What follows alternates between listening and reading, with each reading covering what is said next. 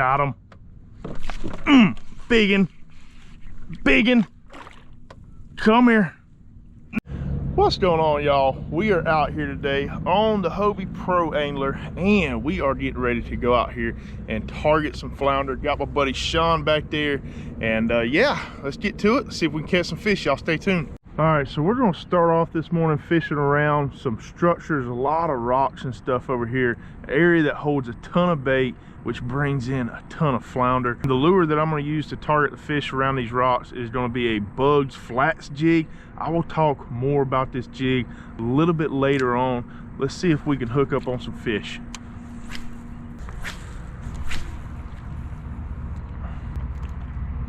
There he went. Good thump. That's gonna be a flounder. Oh, bearings on this reel need to be swapped out a little bit, but boom! First flounder of the morning right there. All right, y'all, well, that is the first fish of the morning. Nice little flounder, probably sitting around 17 inches or so, caught on the Bugs Flats jig right there. I'm gonna go ahead and pop this hook out, put this guy in the cooler. So this is the Bugs Fishing Flats jig right here. As you can see, it's got a flat head, nice little curl tail right there, and it has rabbit fur, which we just caught that fish. It looks kind of jacked up, but as soon as it goes back in the water, it fluffs back up. But that rabbit's fur just pulsates in the water with the current. It's really, really light. But as you see, we got a lot of like old rubble and structure stuff like that.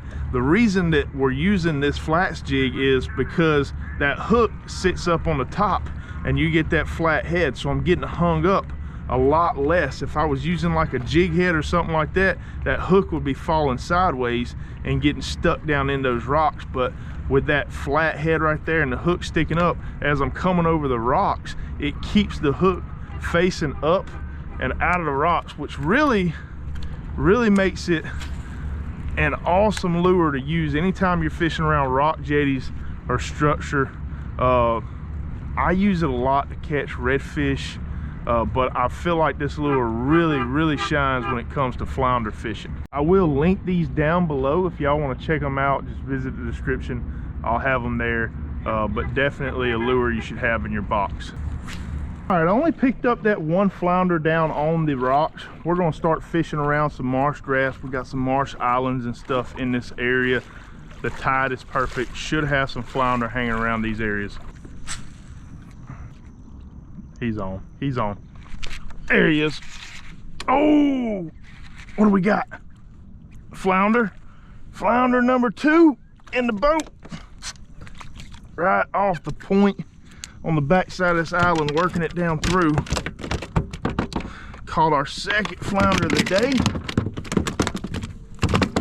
All right, well, he ain't a big fella. That is our second flounder. Get a real quick measurement on him. See what we're looking at. We got a 13.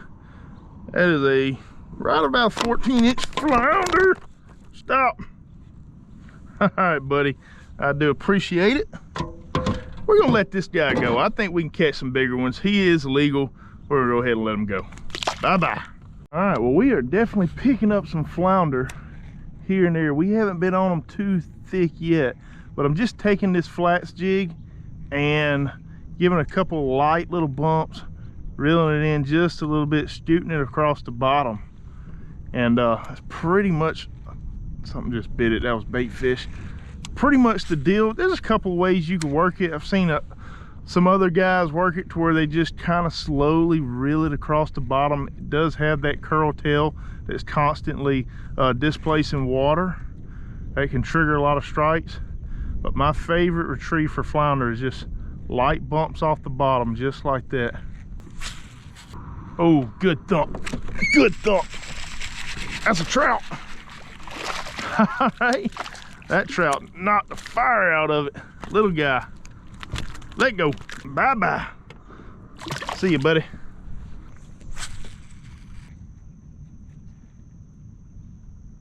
Got him.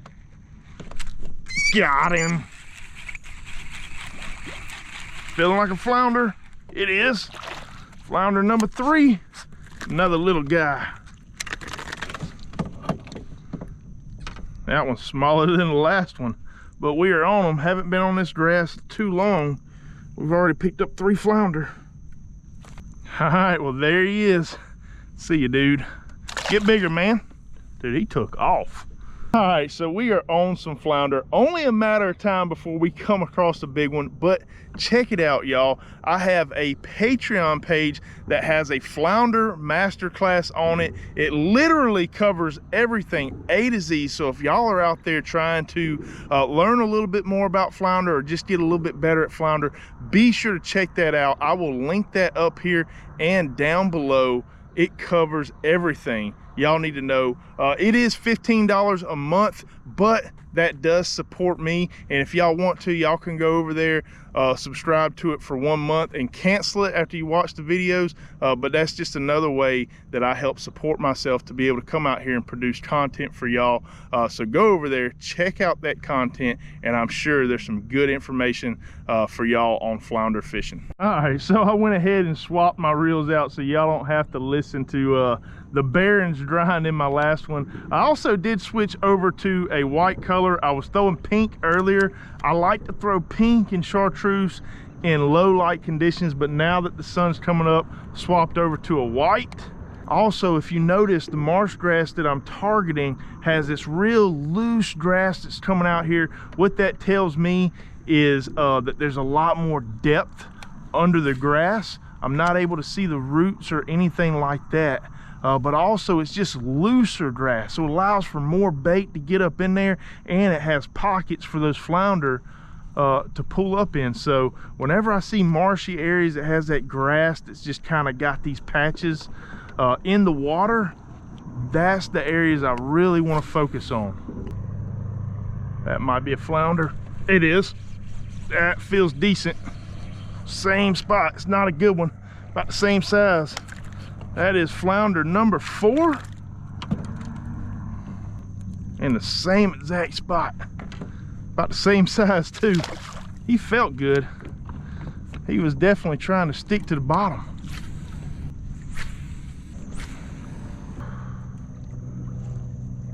Oh, slacking the line. Feels like another flounder. Be a good one. That's a good one. Good flounder. He's staying down. Ooh, he hit it not slacking my line. I never felt that thump. Yeah, that's a good one. Let's get the net ready before we bring his head out. All right, come here. That's one for the box. Woo! Come on. Come on. She's thick. Thick flounder. Boom, y'all. Flounder number 5 is a good one. My goodness. Whew. Y'all check out that beautiful flounder right there. Nice and thick flounder. I don't think she's gonna be too long, but man, is she thick. About 18, 17, yeah. 17-inch flounder right there. Not a bad one at all. This one's gonna go to the box and go to the house. Appreciate it, buddy.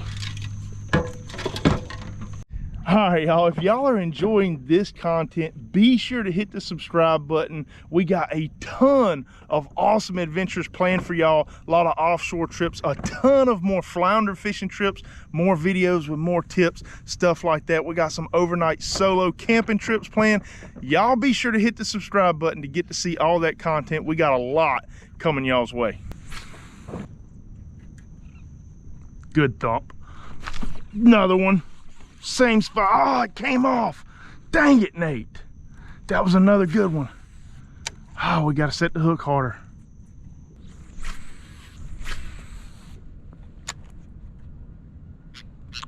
Good thump. Good thump. Big flounder. Big flounder. Came across this old wooden structure right here, and that's the biggest one of the day right there. That is a good one. Whoo, stay down. Stay down. Boom, right in the net.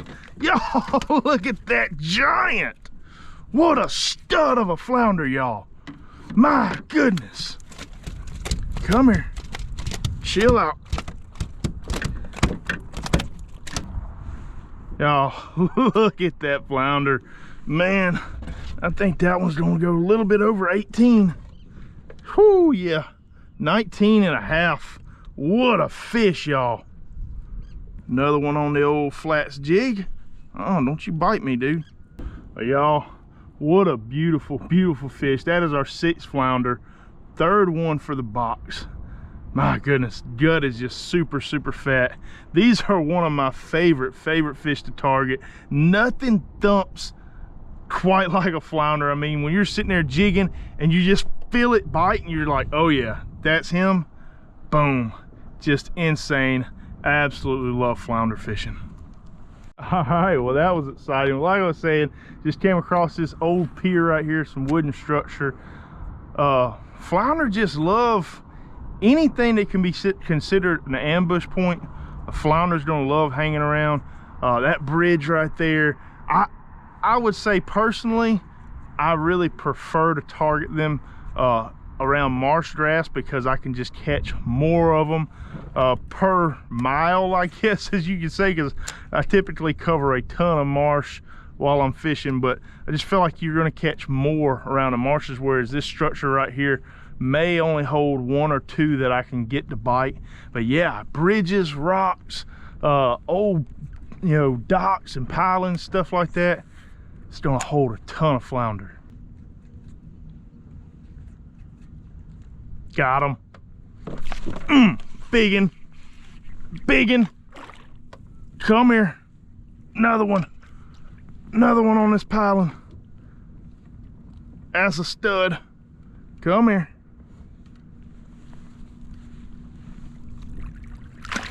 Stay. Boom. All right. Not quite as big as the last one, but still another good one, y'all. That is another good flounder. I mean, that joker right there is just thick too. What a beautiful, beautiful fish, man. God, this never gets old. I could do this every single day. What a fish. All right, dude. Appreciate the fight. I want to show y'all the setup that I'm using real quick.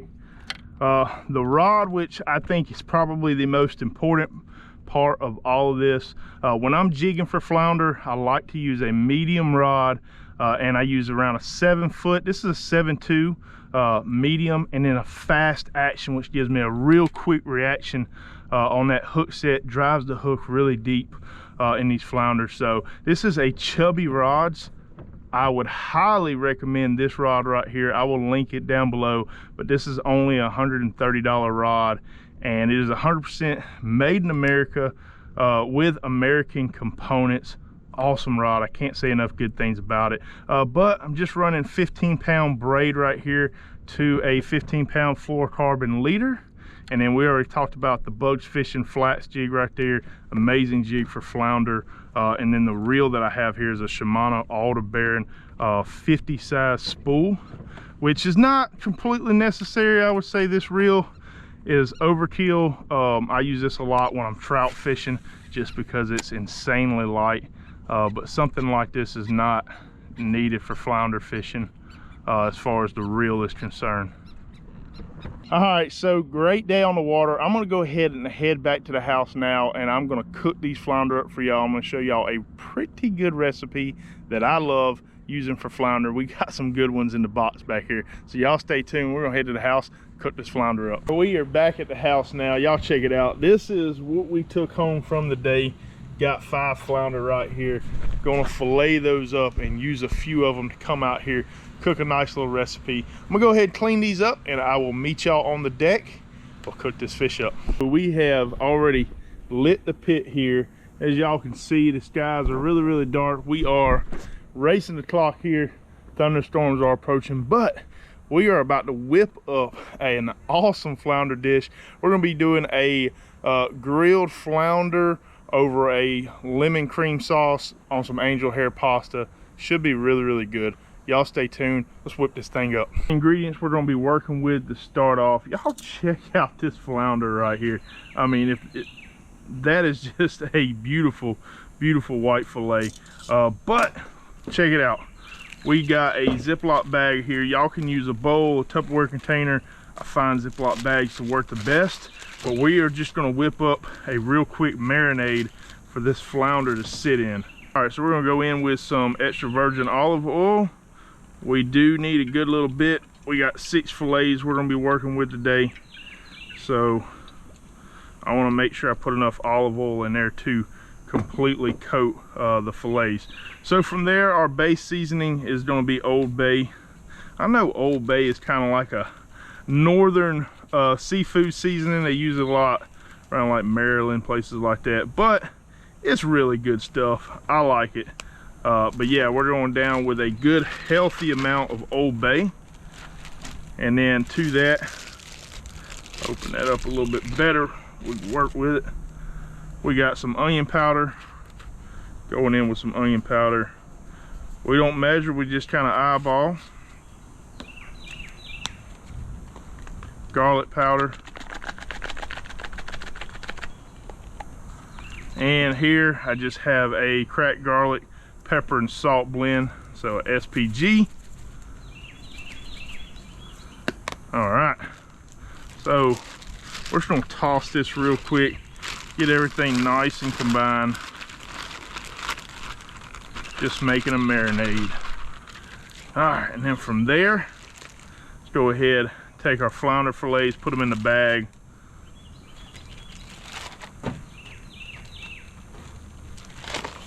Get the air out of there. Seal that joker up. And we're just gonna toss that around, make sure everything gets nice and combined in there. And we're gonna let that sit for about 20 or 30 minutes while our coals finish getting ready. All right, set that off to the side. We got our coals piping hot. Went ahead and went down with a big cast iron skillet. Got some Kerrygold butter right there. I had a subscriber tell me that if I used this butter, it would change my life. So I decided to listen to him. I've never tried it before, but we are going in with some Kerrygold. So 1 stick of butter. Go ahead, drop that joker in there. We're gonna go ahead and let that butter just kind of melt up just a little bit. All right, y'all, we're gonna go ahead and go in with our flounder. Just grabbing that out the bag. Just like that.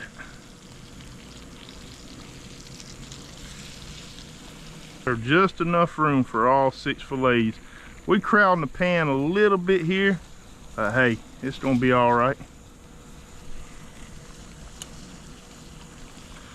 All right, so there we go, that's all 6. Like I said, I would normally do this in a couple of batches, but we don't have the time for that. So got our flounder going right there. We are gonna cover this up for just a minute. Matter of fact, let's remove that off of direct heat. There we go. Cover it up. Come back to it in just a minute. We're gonna go ahead and build our sauce around our fish right here. Just gonna put in some heavy whipping cream.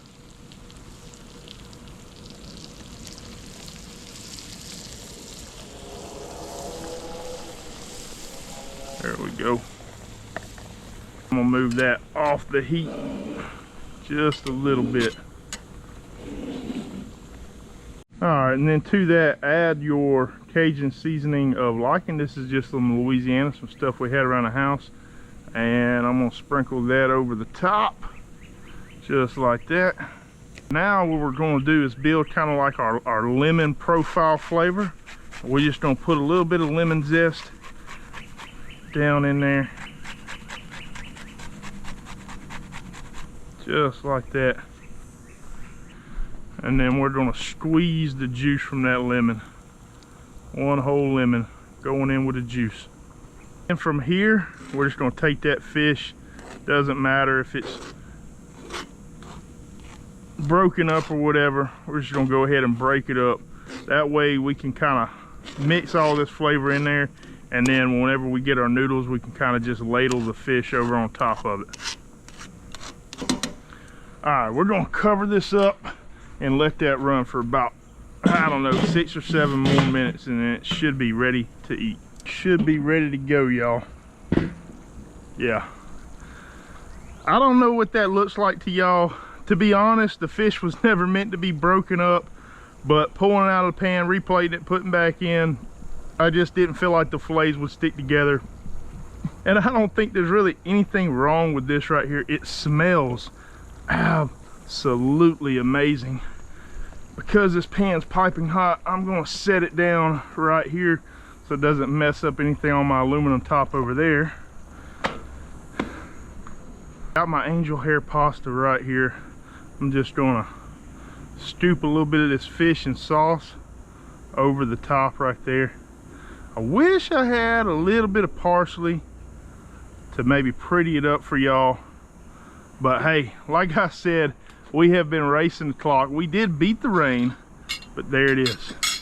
All right, y'all, well, the moment of truth, we're about to go in and get a bite of this, but check it out. That is the finished product right there. Like I said, nothing pretty, but I'm positive it's gonna taste good because it smells amazing. But here we go. Got a little bit of onion, a little bit of fish. Matter of fact, let me eat the fish without the noodles first.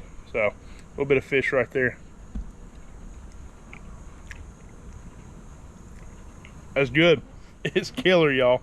That actually is very, very flavorful, creamy. The lemon's coming out in it really, really good, which, in my opinion, every fish dish has to have a strong acid to it. So, lemon, lime, something like that, some citrus. And yeah, that's just perfect. Got a little bit of noodle, a little bit of fish right there. Y'all, that's good. I hope y'all enjoyed this video. I hope you learned a lot in kind of the flounder fishing process. I wanted to go really, really heavy on this video and kind of information and the process and how I'm kind of doing what I'm doing and why I'm doing it. And anyways, I hope y'all enjoyed the video. I hope y'all took something from it. If y'all would, leave a like, comment with any questions, subscribe if you haven't already. We'll see y'all next time.